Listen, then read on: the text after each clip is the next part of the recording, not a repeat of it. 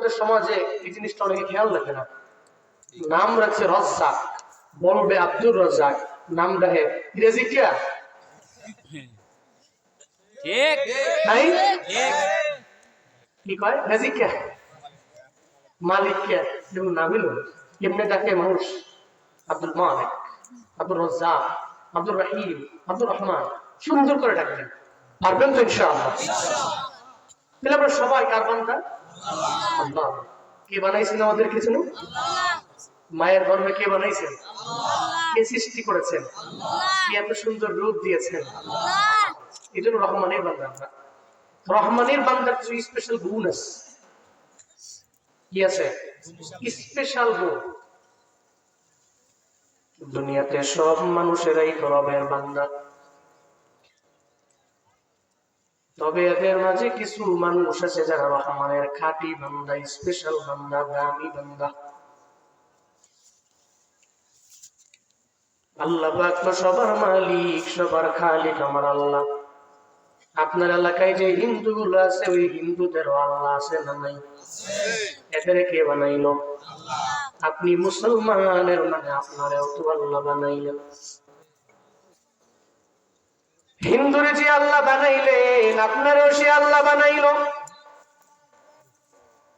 খ্রিস্টানরে যে আল্লাহ বানাইলেন, বৌদ্ধরেও তো সে আল্লাহ বানাইলেন। দুনিয়াতে যত যা আছে সব কিছু মালিক একজন, চিল্লায়া বলেন তার নাম।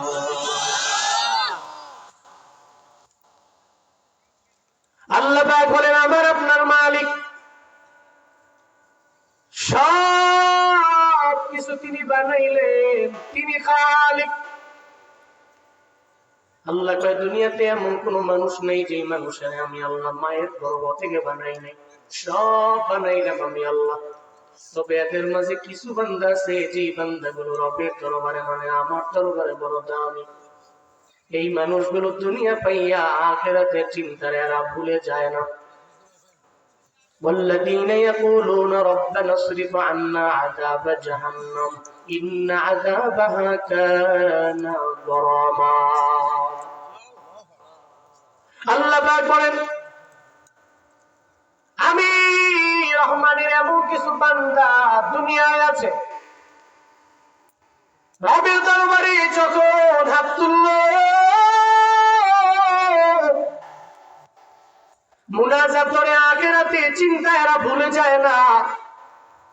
আল্লাহ দরবারে চোখের পানি ফেলে ফেলে রবের দরবারে বলে ও আল্লাহ ربنا اصرف عنا عذاب جهنم إن عذابها كان غراما। ও আল্লাহ জাহান্নামের আগুন সহ্য করার মতো ক্ষমতা আমার নাই, দুনিয়ার আগুনই তুমি সহ্য করতে পারি না রে আমার আল্লাহ। আপনার বাড়ির মধ্যে আগুন লাগলে সঙ্গে সঙ্গে আপনি মোবাইলটা হাতের মধ্যে লইয়া 999 ফোন দেন, হাই ফায়ার সার্ভিস দ্রুত আমার বাড়ির মধ্যে আসো না। সোনাতলা থেকে দৌড়ে চলে আসে ফায়ার সার্ভিসের প্রথম নাম্বার ইউনিট। এক ইউনিটে হবে না, দ্বিতীয় সেকেন্ড ইউনিট পাঠাও, 3 নাম্বার ইউনিটটাও পাঠাও, কারণ আমার বাড়ির মধ্যে আগুন লাগা গেল। দুনিয়ার আগুন লাগলে ঘরের মধ্যে কোনো বান্দা রয় না, দৌড়াইয়া বাড়ি থেকে বের হয়ে যায়। আগুনের মধ্যে আমি পুইরা মরে যেতে পারবো না, মাল চলে গেলে মাল আসবে, আমি মইরা গেলে জীবনেও দুনিয়ার মধ্যে আমি আসতে পারবো না। ও আল্লাহর বান্দারা, জাহান্নামের যে আগুন যদি আপনার গায়ে লাইগা যায়, ওই এলাকায় তো ফায়ার সার্ভিসও নাই, 999ও নাই, কেউ আপনারা যাবে না বাঁচানোর জন্য। এই জন্যই তো যারা রহমানের খাঁটি বান্দা এরা হাত তুললে দুনিয়ার কথাই বলে না, আল্লাহর দরবারে বলে রব্বানা আতিনা ফিদ দুনিয়া হাসানা ওয়া ফিল আখিরাতি হাসানা ওয়া কিনা আযাবান নার। আল্লাহর কাছে বলে হে মালিক আতিনা ফিদ দুনিয়া হাসানা, দুনিয়ায় কল্যাণ দিও, শুধু দুনিয়াতে দিও না, ওয়া ফিল আখিরাতি হাসানা, আদ দুনিয়া ফানিয়াতুন ওয়াল আখিরাতু বাকিয়া, দুনিয়া তো ধ্বংস হয়ে যাবে, আখিরাত এমন একটা জায়গা বাকি থাকবে রে আমার আল্লাহ।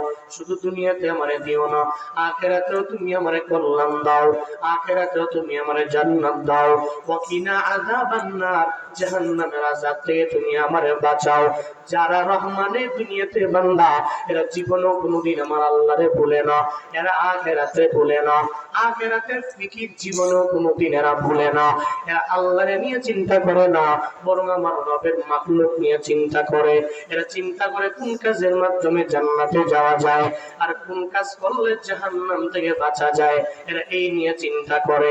আল্লাহরে নিয়ে যারা চিন্তা করে, এরা জীবনেও কোনোদিন আস্তিক হয়ে থাকতে পারে না, আল্লাহর উপরে আস্থা রাখা চলতে পারে না। আর আল্লাহরে নিয়ে যারা চিন্তা করে, এতদিন জানতাম এরা নাস্তিক, এই নাস্তিকেরা দেখবেন আল্লাহরে নিয়ে বারবার কটূক্তি করে, ইসলাম মানি না, কোরআন মানি না, হাদিস মানি না, মুহাম্মদ মানি না, আল্লাহ মানি না। এখন নাস্তিকদের মাঝে একটা দল যুক্ত হয়ে গেল, এরা বাউল। এদের যত ভিডিও দেখি এদের প্রতি মাথায় নষ্ট হয়ে গেল আমার। এরা যে কি কথা বলে, এই যে আবুল সরকারকে গ্রেফতার করলো, সূরা নাস নিয়েও সে কটূক্তি করলো। আল্লাহ কইছে নাস, কুল আউযু বিরাব্বিন নাস, আল্লাহ কয় নাস, ও কুল আউযু বিরাব্বিন নাস, আল্লাহ কয় নাস, মালিকিন নাস, আবার বলে আল্লাহ কয় নাস। এর মানে আমরা সবাই মিলে স্টেজের মধ্যে নাচানাচি করি, নাচের জন্যই তো আল্লাহ দুনিয়ার মধ্যে পাঠাইলো। এই সমস্ত বাউল যারা এতদিন জানতাম নাস্তিক রে আমার আল্লাহরে নিয়ে কটূক্তি করে, এখন বুঝতে পারলাম এরা স্টেজের মধ্যে দাঁড়াইয়া আমার আল্লাহরে নিয়ে কটূক্তি করতে এরা দ্বিধা করে না। ঠিক কি না বলো?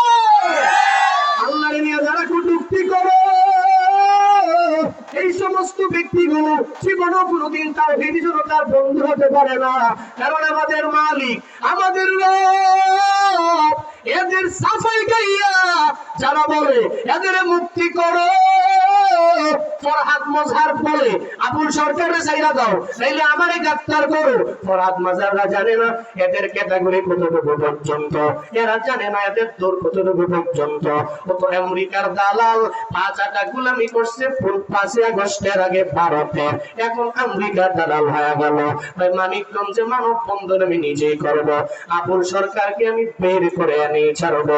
ফরহাদ মজহার সাহেব আপনারা বলি, এতদিন যাই করছেন তবে অসুবিধা নাই, এখন তাওহীদি জনতার হাতের মধ্যে বাংলাদেশ, এখন আমরা সবাই ইসলাম প্রেমী, কোরআন প্রেমী, আল্লাহ প্রেমী। আল্লাহ নিয়ে কটূক্তিকারীরে জীবনেও কোনোদিন আমরা সাথ দিতে পারি না।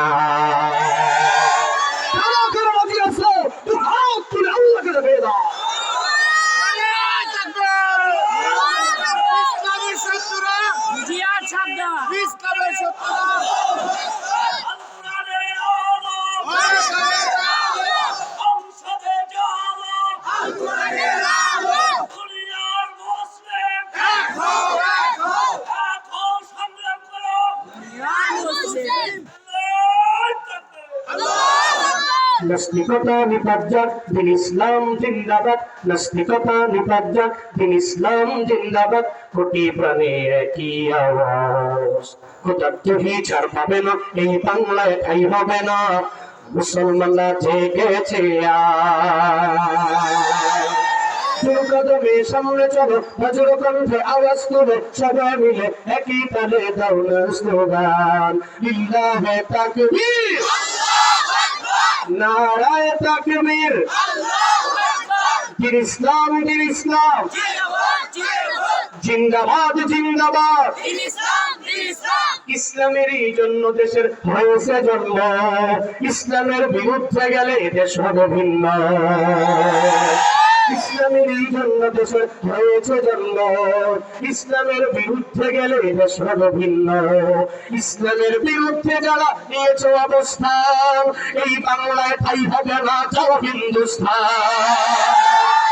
কদমে সামনে চলো, বজ্র কণ্ঠে আওয়াজ তোলো, সবাই মিলে একই তালে দাও না স্লোগান, নারায়ে তাকবীর, লিল্লাহে তাকবীর, দিন ইসলাম, দিন ইসলাম, কায়েম হোক, কায়েম হোক।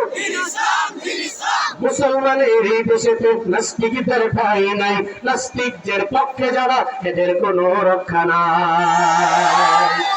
মুসলমানের এই দেশেতে বাউলদের টাইম নাই, বাউলদের পক্ষে যারা এদের কোনো রক্ষা নাই। এই দেশেতে থাকতে হলে আল্লাহ মানতে হবে, কোরআন না মানবে যারা বিতাড়িত হবে। সামনে চলো, বজ্র কণ্ঠে আওয়াজ করো, সবাই মিলে একই তালে বাউল স্লোগান, লিল্লাহে তাকবীর, নারায়ে তাকবীর, দিন ইসলাম, দিন ইসলাম, কায়েম হোক, কায়েম হোক। আল্লাহ আমাদের তাকবীর গুলো কবুল করেন, আরো জোরে বলেন আমিন। সেকুলাররা এতদিন আমরা তো ধর্ম মানি না, বাউলরা, ফাউলরা, প্রস্রাবরা, বাউল শিল্পী, দ্যাট মিনস প্রস্রাব শিল্পী। আরবিতে বাউল অর্থ হচ্ছে প্রস্রাব, কি এর মানে প্রস্রাব শিল্পী। এই সমস্ত প্রস্রাব শিল্পীদের সাফাই দেওয়া ফিরাইতে পারো, তাহলে বাউলদের পক্ষে তোমরা আবার ধর্মের পক্ষে না, কেমন হয়ে গেল না? কি কেমন হয়ে গেল না? ইসলাম মানি না, ধর্ম মানি না, কোরআন মানি না, আল্লাহ মানি না, এর মানে আল্লাহর নিয়ে কটূক্তি করলে তখন বাউলের পক্ষে যাও। এই ফরহাদ মাজহার হচ্ছে এই সমস্ত সেকুলারদের লিডার। কথা বল, ঠিক কি না বলেন? কি লাগে একটু দেখো, কি লড়াই পরে আবার বাউলরা এই বক্তব্য দেওয়ার পরবর্তী আমগুলোর বিরুদ্ধে কইছে মাইক ডিস্টার্ব হয়ে গেছে। খেলা বইটা ভাগা মরছে, ফকিরের ভূতের কেরামতি বাড়ছে, ঠিক কিনা? আল্লাহ আমাদের প্রত্যেককে সঠিক বুঝ দান করেন। ফরহাদ মাজহার হচ্ছে এটা কাট্টা মুনাফিক এবং শয়তান বলেন, কাইরে শয়তানি বলেন। আসলে গত 16 বছর ফ্যাসিস্টের চাটুকার ছিল, এখন সে আমেরিকা দালালি করে। সে বলে আবুল সরকারকে গ্রেপ্তার করা মানে আমারই গ্রেপ্তার করা। এর মতো ব্যক্তির গ্রেপ্তার করলে বাংলাদেশে কি করবো? এর দ্বারা কি হয়েছে, দেশের কি ফায়দা হয়েছে? আচ্ছা, আবুল সরকারের সাথে আমাদের জমি জমার কোনো সমস্যা আছে নাকি? আমি তো জীবনে কোন দিও নেই। এই কাজের পরে তো সবাই চিনলো নাকি? এর কেউ চিনে না, এর কোনো পরিচয় দরকার নাই তো। সে কোন দলের, কোন টিমের, কোন ধর্মের, কোন জায়গার, এই পরিচয়টা আমাদের কাছে নাই। আমরা তারা চিনছি সে আল্লাহকে নিয়ে কটূক্তি করেছে।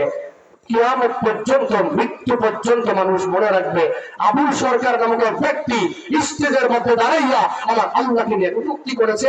আমরা তার আল্লাহকে নিয়ে কটূক্তিকারী হিসাবেই চিনি, ঠিক কিনা? চিরজীবন তারা মনে রাখবো সে আল্লাহকে নিয়ে কটূক্তিকারী একজন ব্যক্তি।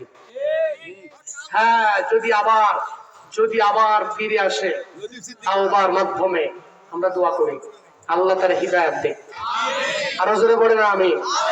কিন্তু ওই যে আমার আগে যে ভাই বললো না, এরা কিন্তু কঠিন লেভেলের গাউরা চিনেন? আমগো ভাষায় কয় গাউরা, এমন গাউরার গাউরা, এরা যতই বুঝাও তুই ডানে যায় বামে যায়, আছে না কিছু লোক আছে না? এরা এই জাতের লোক। এরা আপনি যতই বুঝাবেন এত মুখ খুব চলে। দেখেন না স্টেজের মধ্যে দাঁড়ায় বাপরে বাপ মাইকটা নিয়ে মনটা যা চায় আটকায় না, কিন্তু খালি কইতে আছে। আল্লাহ এদের প্রত্যেকটা ব্যক্তিকে হিদায়াত নামক দৌলত তুমি দান করো। আর যদি হিদায়াত কপালে না থাকে আল্লাহ তুমি হালাক করে দাও। চিল্লা বলে না আমিন। আল্লাহ তো দয়ালু। আল্লাহ কি উনি দয়ালু না হইলে ওনাকে নিয়ে যে পরিমাণ সেকুলাররা, এই আউল ফাউলরা যে পরিমাণ খারাপ কথা বলে, আল্লাহ দয়ালু না হইলে কবে ধ্বংস হয়ে যাইত। কিন্তু আল্লাহ খাওয়ায়, আল্লাহ পালে, আল্লাহ বান্দাটা তো আমার বানাইছি, আরে ফিরে আসে না, একটু ফিরে যদি আসে তো আমি আর মাফ করে জান্নাতে দিয়ে দেব। কিন্তু এরপর মানুষ বুঝে না, মানুষ বুঝতে চায় না। রহমানের বান্দা যারা, এরা যখনই হাত তোলে চিন্তা কি শুধু দুনিয়ার না আখিরাতের? আল্লাহ তারা ধন দৌলতের মালিক বানায় দিল, অসুবিধা নাই। ধন সম্পদের মালিক হইলে যে আখিরাতের কথা মানে আল্লাহর কথা ভুলে যাওয়া লাগবে, কোন হাদিসের মধ্যে পাইলেন? দুনিয়াতে বড় বড় সাহাবায়ে কেরামের এরাও তো ছিল ধন দৌলতের বড় মালিক। হযরত উসমান রাদিয়াল্লাহু আনহু উনি মোস্ট রিচেস্ট সাহাবী ছিলেন। আল্লাহ পাকের ধন দৌলত দিলেন দুনিয়ার মধ্যে, কিন্তু এরপরেও তো চিন্তা করলেন কবর নিয়ে, এরপরেও চিন্তা করলেন আল্লাহ নিয়ে। আল্লাহ নিয়ে মানে আল্লাহ জান্নাত জাহান্নাম এগুলা নিয়ে চিন্তা করলেন, আমি জান্নাতে যাব না জাহান্নামে যাব, এরপরেও কানলেন। কবর দেখলে কান্না করলেন, কবর দেখলে কান্না করলেন। হযরত উসমান রে সাহাবায়ে কেরাম জানায়া দেয়, কবর দেখলে কান্দেন কে? হযরত উসমান রাদিয়াল্লাহু আনহু জানায়া দেয়, সাহাবায়ে কেরামেরা, এই লোকেরা, আমরা দুনিয়ার মধ্যে থাকি যে আমি যেখানেই যাই আমার ডানে বামে লোকের অভাব নাই, আমার সামনে পেছনে আমার লোকের অভাব নাই। আসরের ময়দানে আমি উঠবো, ওই জায়গাও দেখবো আমার সঙ্গে কত লোকেরাই দৌড়ায়, আমার ডানে বামে সব জায়গায় আমি লোকদের সন্ধান পেয়ে যাব। শুধু তাই না, মিজানের দাড়ি পাল্লায় যখন আমি চলে যাব, ওখানে গেলেও দেখবো আমার লোকের অভাব নাই। আল্লাহ পাক যদি আমায় বলে, এই তুমি জান্নাতে যাও, ওই জান্নাতের মধ্যে গেলেও দেখবো আমার ডানে বামে সামনে পেছনে লোকের অভাব নাই, রবের জান্নাতি বান্দার কোনো অভাব নাই। আল্লাহ যদি কয় জাহান্নামে যাও, ওখানেও দেখবো অন্ধকারের জন্য জাহান্নামে আমার ডানে বামে সামনে পেছনে লোকের অভাব নাই। কিন্তু কবর এমন একটা জায়গা, ওখানে তো আমার বন্ধু বান্ধব নাই, ওখানে আমার মাও নাই, ওখানে আমার বাবাও নাই, ওখানে আমার কেউ নাই। এই জন্য কবর দেখলে আমি চোখের পানি আটকে রাখতে পারি না, অটোমেটিক্যালি চোখ দিয়ে গড়ায়া গড়ায়া পানি পড়ে। ও বাবারা, যারা রহমানের খাঁটি বান্দা, এরা টাকার মালিক হলে কবরের চিন্তা ভুলে না, এরা বাড়ি গাড়ির মালিক হয়ে গেল, এরা জান্নাত জাহান্নামের কথা ভুলে যায় না। এরা ধনী হয়ে গেল, আল্লাহর জিকির থেকে এরা সরে না। যারা আমার মাওলার খাঁটি বান্দা, তারা সব সময় জিকির করে আমার আল্লাহর আল্লাহ জিকির করে মানে আল্লাহ স্মরণ করে, এরা আল্লাহর জীবনে কোনোদিন ভুলে যায় না। লা তুলহিকুম আমওয়ালুকুম ওয়ালা আওলাদুকুম মান যিকরিল্লাহ। যদি আল্লাহ পাক এদের সম্পদ দেয়, সন্তান দেয়, আল্লাহর জিকির থেকে এদের দূরে সরাইতে পারে না। এরা সর্বাবস্থায় আল্লাহর সব কিছু নিয়ে এরা চিন্তা করে, মাখলুক নিয়ে চিন্তা, জান্নাত নিয়ে চিন্তা, জাহান্নাম নিয়ে চিন্তা, কবরের চিন্তা। এই বগুড়া এলাকার মুসলমানেরা আমায় বলেন না, সোনাতলা মাদারীপাড়ার মুসলমানেরা আমায় একটু বলেন না রে বাবা, আপনি যে মারা যাবেন এতে তো কোনো সন্দেহ নাই, মরেই যাবেন, তবে কোন জায়গায় মরবেন এই ব্যাপারে কি জানা আছে? আছে? আমার মরণ আসিবে কখন কেউ তো জানে না। বলেন, আমার মরণ আসিবে কখন কেউ তো জানে না। আমি চলে গেলে আমায় তোমরা ভুইলা যাইও না, আমি মরে গেলে আমায় তোমরা ভুইলা যাইও না। আমার মরণ আসিবে কখন, আমার মরণ আসিবে কখন কেউ তো জানে না।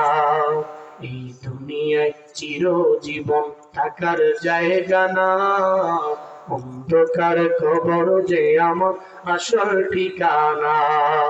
সবাই রেখে আমায় চলে যাবে, সঙ্গী হবে না, সবাই রেখে আমায় চলে যাবে, সঙ্গী হবে না। আমার মরণ আসিবে কখন, আমার মরণ আসিবে কখন কেউ তো জানে না। আমি চলে গেলে আমায় তোমরা ভুইলা যাইও না, আমি মরে গেলে আমায় তোমরা ভুইলা যাইও না। আমার মরণ আসিবে কখন কেউ তো জানে না, আমার মরণ আসিবে কখন। মানে কোন জায়গায় মরণ হবে আমি জানি না। ওই কবরের মধ্যে সব আমার রেখে চলে আসবে, আমি একা। যে কবরের মধ্যে আমার মাও নাই, বাবাও নাই, বন্ধু বান্ধব নাই, কেউ নাই রে বাপ। কবরের মধ্যে থাকবেন আপনি একা, জীবনেও কোনোদিন কবরের চিন্তা করিলেন না। চিন্তা করেন না আপনি কবরের মধ্যে গেলে আপনার টাকা আছে, বাড়ি আছে, গাড়ি আছে, এই চিন্তা করে ঘুরেন না। একটু মন দিয়ে চিন্তা করেন, দুনিয়াতে যত বাড়ি, যত গাড়ি, যত নারী, যত ধন সম্পদ, কোনো কিছু কবরের মধ্যে আপনারা নিয়ে যাবে না। আপনার সন্তানে বলবে না, বাবা এত পরিশ্রম করে আমাদের জন্য কত কিছু দিয়ে গেছে, বাবা আমার সঙ্গে কবরের মধ্যে কিছু টাকা দিয়ে দাও। জীবনেও দিবে না। একতলা বাড়ির মধ্যে বাবারে শুয়ে রাখো, কেউ বলবে না। আমি জুনায়েদ আল হাবিব যদি আজকে আমার নিঃশ্বাস প্রশ্বাসটা বের হয়ে গেল, আমি যদি ভিতরে না নিতে পারি, আর হার্টবিটটা যদি এখনই বন্ধ হয়ে যায়, তাহলে আমার নামের সঙ্গে লাগাই দিবে এটা জুনায়েদ আল হাবিবের লাশ। ওরে জীবনেও কোনোদিন আর এই এলাকার মধ্যে রাখা যাবে না, উপরে রাখা যাবে না, ওরে মাটির নিচে কবর দিয়ে দাও, ওরে দাফন করে দাও। এর মানে বোঝা গেল একটা সময়ের জন্য তো আমার দুনিয়ার মানুষেরা রাখবে না, সবাই ট্যাগ লাগাই দিবে, এটা উপাধি নতুন করে আমার নামের পাশে লাগবে। ভাই জুনায়েদ আল হাবিবের নামাও এমন বলবে না, ভাই তার লাশটা কবরের মধ্যে নামাও, তার লাশটা কবরের মধ্যে নামাও। আপনার আদরের বিবি একটা বারের জন্য বলবে না, এর 5 দিনের জন্য রাখ। আপনার সন্তানেরাও বলবে না, হ্যাঁ আমার বাবারে 2 দিনের জন্য রেখে দাও। ভাই তাড়াতাড়ি দাফন করে দেও, নইলে লাশটা পচে দুর্গন্ধ হয়ে যাবে। ও বাবারা, এই জন্যই যে বান্দা রবের খাঁটি বান্দা, এদের কোয়ালিটি হলো এরা জীবনে কোনোদিন দুনিয়া পাইয়া আখিরাতে চিন্তারে এরা ভুলে যায় না। এরা রবের দরবারে জাহান্নামের চিন্তা নিয়ে কাজ করে। ভারতবর্ষের মধ্যে এক আল্লাহর বান্দা, উনি একজন আলেম। কেউ কেউ বলেন ওই আলেমের নাম হলো শাহ আব্দুল আজিজ মুহাদ্দিসে দেহলভী রাহমাতুল্লাহি আলাইহি। আল্লাহ পাক ওনারে সৌন্দর্যতা দিয়ে দিলেন, এত সুন্দর করে বানাইলেন। দেখবেন সমাজের মধ্যে নারীরাই সুন্দর এমন না, কিছু যুবক সন্তান এমন আছে, ছেলে এমন আছে, অনেক পরিমাণে সুন্দর আছে না নাই? ইউসুফ নবী যেমন সুন্দর, কত সুন্দর, যে ইউসুফ নবীর জন্য জুলাইখা বড় পাগল, এত পরিমাণে পাগল, ওই সুন্দর করে দরওয়াজাটা লাগাইয়া তালা মাইরা, ভাই তুমি আমার সাথে খারাপ কাজের মধ্যে লিপ্ত হয়ে যাও। না না, আমি তো আল্লাহরে ভয় করি, আমি জীবনে তোমার সাথে জেনার কাজের মধ্যে লিপ্ত হতে পারি না, কারণ তিনি তো আমার আল্লাহরে ভয় করে। জুলাইখা দরওয়াজা লাগাইয়া তালা মেরে ফেললো। কেন রে? ভাই তোর সৌন্দর্যের মধ্যে আমি মজে গেলাম, সৌন্দর্য দেখে পাগলের মতো হয়ে গেলাম। আল্লাহ পাক রব্বুল আলামিন ওই হুজুরের চেহারার মধ্যে এমন নূর দিয়ে দিল, উনি সুন্দর মানুষ। আল্লাহ পাক ওনার সৌন্দর্যতা দিয়ে আল্লাহ পাক দুনিয়াতে ওনারে বানাইলেন, পাঠাইলেন। উনি পড়াশোনা করতেন, হাদিসে দর্শে যেতেন। ওখানে গিয়ে সব মুহাদ্দিসিনদের সামনে বৈশা বৈশা উনি ওই জায়গার মধ্যে কিতাবে ইলম গ্রহণ করত, মানে বুখারী পড়ত, মুসলিম পড়ত, মুসলিমে আউয়াল আখের পড়ত। এরা যে পড়ত, পড়ার জন্য উনি প্রতিদিন যাইতেন, আবার থাকতেন অনাবাসিক, আবাসিক না। উনি ওনার ঘর থেকে বের হয়ে যাইতেন, সকালবেলা যাইতেন, আবার বিকেল বেলা চলে আসতেন, সকালবেলা বের হইতেন, বিকেল বেলা চলে আসতেন। ওই এলাকার মধ্যে ছিল এক বড় জমিদার। জমিদাররা কি গরিব নাকি বড় লোক? জমিদাররা বড় টাকাওয়ালা, ধনী। রাস্তার পাশে 1-2 তলা বাড়ি বানাইছে। কয় তলা? 2 তলা বাড়ি বানাইছে। জমিদারের বিবি থাকে 2 তলায়। 2 তলাটা সুন্দর করে দুনিয়ার জান্নাত বানায় ফেলছে, সুন্দর করে বানাইছে। এই আগের দিনের জমিদারের বাড়ি এখনো দেখবেন বিভিন্ন এলাকার মধ্যে আছে। এই জমিদারের বাড়িগুলো দেখার জন্য আমাদের যুবকেরা যায়। দেখবেন জমিদারের বাড়ির সামনে গিয়ে মোবাইল দিয়ে ছবি তোলে। আপনার এলাকার যে মহাস্থান ঘর, ওই জায়গায় তো গিয়ে আপনারা ছবি তোলেন। এই শুধু তাই না, বিভিন্ন এলাকার মধ্যে আছে বড় বড় জমিদারদের বাড়ি। ওই জমিদারদের বাড়িগুলো আজও আছে রে বাবা। মাত্র জমিদার বাড়ি বানাইলো 2 তলা বাড়ি, 2 তলার মধ্যে আর বউ থাকে। আর আল্লাহর বান্দা ওই হুজুরটা, উনি প্রতিদিন সকালবেলা মাদ্রাসায় যায়, আবার মাদ্রাসা থেকে বিকেল বেলা বাড়ির মধ্যে চলে আসে। আল্লাহর ওই গোলাম প্রতিদিনের ন্যায় যায়। আর জমিদারের যে বিবি, উনি ফাসেকা, এই মহিলা বড় অন্যায়কারিনী। উনি মানুষের উপরে জুলুম করে, কারণ জমিদারের বউ। বর্তমানে মনে করে আমার পাওয়ার আছে, আমার ক্ষমতা আছে, আমি জমিদারের বউ, এর মানে আমার পাওয়ার অনেক, পরিমাণে বেশি। দুই তলার মধ্যে বসে বসে রাস্তা দিয়ে কে যায় সব এক এক করে তাকায়। আর ওই যুবক দেখলে এদেরকে বিভিন্ন খারাপ ভাষায় এদেরকে সামনে আনে, উপস্থাপকের সামনে রাখে। আল্লাহর এই বান্দা আলেম, উনিও প্রতিদিন রাস্তা দিয়ে যায়। দুই তলার মধ্যে এই মহিলাটা তাকায় দেখে একটা হুজুর যায়, হুজুরের চেহারার মধ্যে নূর দিয়া ভরা। সুবহানাল্লাহ। হুজুরে দেখা দুই তলা থেকে